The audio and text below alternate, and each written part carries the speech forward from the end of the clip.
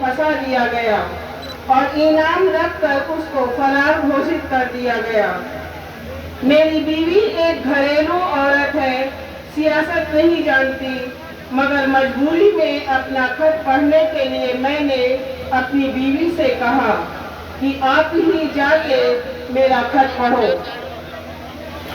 میں اپنی بات کہوں اس سے پہلے اسے مجھے کچھ شکایت ہے کہ پرچار کے دوران میری پارٹی کے پردیش صدر جناب شوکت صاحب سے گاؤں میں بدتمیزی کی گئی، انہیں گالیاں بھی دی گئی اور ان کو اپنی بات کہنے سے بھی منع کر دیا گیا، یہاں تک کہ اسلحے بھی چمکائے گئے۔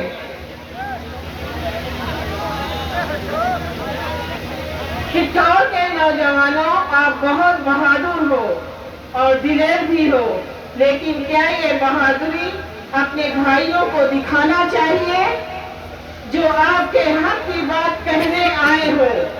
ان کی بات سننے کی بجائے اپنے دروازوں سے بھگانا بات سمجھ میں نہیں آتی۔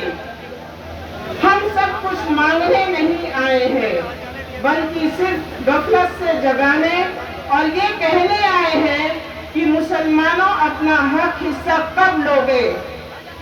شاہد منظور بھائی صاحب میرے بڑے دوست ہیں، وہ اکھلیش سرکار میں کیبنٹ منتری بھی بنے، لیکن ان کی قلم میں طاقت نہیں دی گئی، ان کا استعمال کیا گیا اور کمزور کیا گیا۔ ہماری قلم چل جائے تو مسلمانوں کے دین بدل جائے اور اس کے اوپر کوئی قلم نہ چل پائے گی۔ جہاں تک ہماری پارٹی MIM کی مخالفت کی بات ہے، اچھی اور سچی بات کی مخالفت بہت ہوتی ہے۔ تاریخ گواہ ہے، اسلام کی جتنی مخالفت ہوئی، دنیا میں کسی مذہب کی مخالفت نہیں ہوئی، اور تھوڑے ہی عرصے میں اسلام دنیا میں چھا گیا۔ اس میں 22% سے زیادہ مسلمانوں سے پوچھو کہ تمہارا رہبر یا نیتا کون ہے؟ ہمارے پاس کوئی جواب نہیں ہے۔ ہم ہندوستان میں بنا رہبر کے ہیں۔ لوگوں، اللہ کے رسول صلی اللہ علیہ وسلم نے فرمایا ہے کہ اگر سفر میں بھی ہو تو اپنا ایک امیر چن لو، لیکن افسوس ہم 35 کروڑ مسلمانوں نے کوئی اپنا امیر یا رہبر کبھی نہیں چنا۔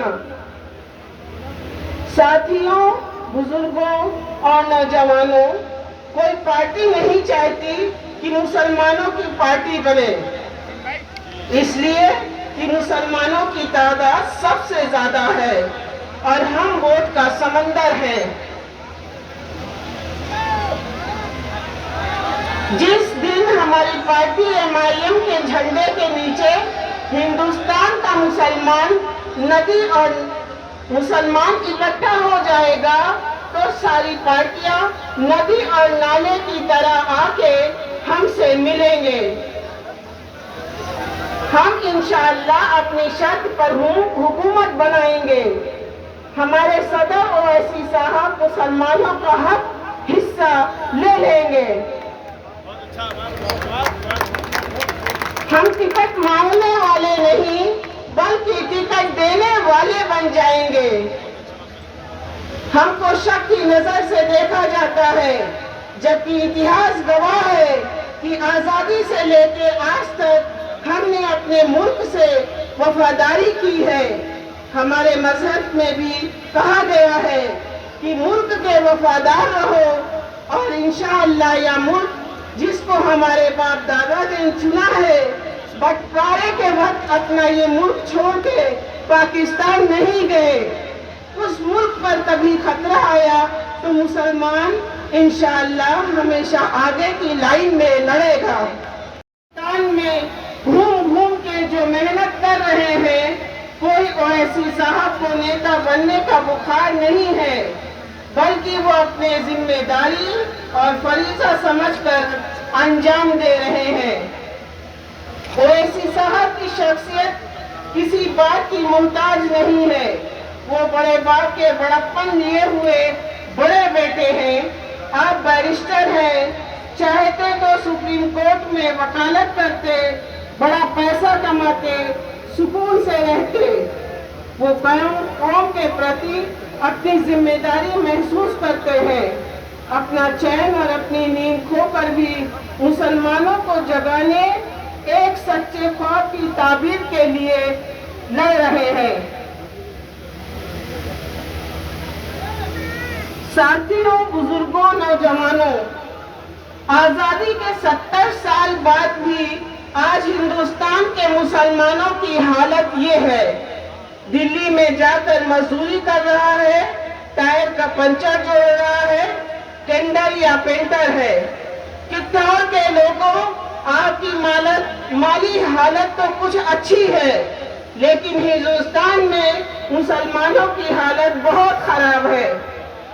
आपके पास जमीन है, कोल्ड स्टोरेज है, लेकिन सोचो पीढ़ियां आगे बढ़ेंगी, बच्चों के भी बच्चे होंगे, जमीनें छोटी पड़ जाएंगी, कोल्ड स्टोरेज में बहुत से हिस्से लग जाएंगे और तबाही बर्बादी के पीछे हमारे जैसे शाहिद भाई मंजूर जैसे मुमताज भाई की तरह लोग जिम्मेदारी हो जाएगी। मैं अपने सदर से गुजारिश करता हूँ कि वक्त निकाल के मेरे शहर में भी अपनी बात कहें और मैं भी बाकी बातें मेरठ शहर में इंशाअल्लाह करूँगा। किठार के बहादुर बुजुर्गों और नौजवानों, मेरठ हम लोगों की अपील सुनने जरूर आइएगा। बस यह गांठ आप बांध लो कि आज नहीं तो कल आपको अपना सियासी अमीर चुनना ही है, जो कि अल्लाह का शुक्र है कि हमें नवाब बहादुर याद जंग मरहूम की तमाम सलाहियतों और खूबियों के अमीर जनाब असदुद्दीन ओवैसी साहब, जो आज हिंदुस्तान की सियासत में अहम मुकाम हासिल कर चुके हैं, जो हमारी कौम को बेदार करने, संवारने की हर मुमकिन कोशिश करते जा रहे हैं और वो हमारे मुल्क के नामवर फर्जिंद हैं। हालात ज़माना और कानून पर उनकी उंगलियों की गिरफ्त बहुत मजबूत और मुस्तहकम है। आज हमें अपनी चाहिए कि उन्होंने जिस मेहनत और ज़ाफिशानी से हमारे अंदर एतमाद की राह हमवार की है, अगर हम इस बात को नहीं समझे तो तारीख हमें फरामोश कर देगी। दोस्तों, नौजवानों, जेल बंद हो रही है, बाकी बातें इंशाअल्लाह मेरठ में कहूँगा। आप आइएगा जरूर। बुजुर्गों, मैं आपसे अपनी सेहत और जल्दी जेल से रिहाई की दुआ की दरख्वास्त करता हूँ। खुदा हाफिज। आपका अतीक अहमद।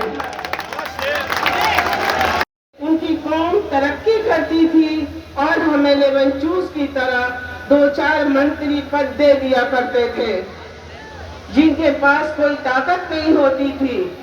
मुसलमानों की बर्बादी की वजह आजादी के बाद से हम धर्म निरपेक्षता का लबादा ओढ़े पार्टियों के पीछे चलते रहे और हमने अपना कोई रहबर, रहनुमा या कायद कभी नहीं चुना।